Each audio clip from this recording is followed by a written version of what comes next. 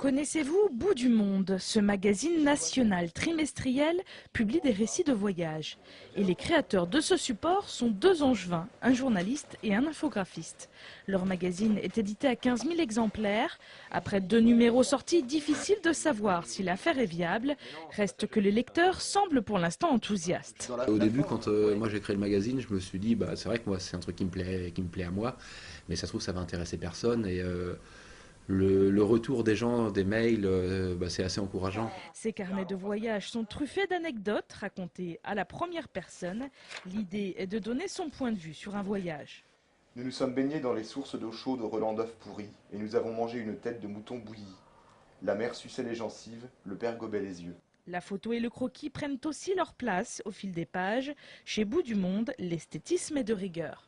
L'idée de départ, c'était qu'on avait du matériel qui n'était pas fait par des professionnels, que nous, on voulait un magazine qui soit beau et vraiment assez classieux, quoi. Et donc, il fallait qu'on puisse prendre ces éléments parfois un peu amateurs, même s'il y a de très très belles choses, mais qu'on leur donne un cadre vraiment assez strict. Bout du Monde est vendu dans plusieurs points de vente à Angers, notamment dans les librairies chez Richer et dans les relais H. Les deux angevins ont même créé leur site internet boutdumonde.com, à ne pas confondre avec la promenade du Bout du Monde où travaillent justement les deux compères.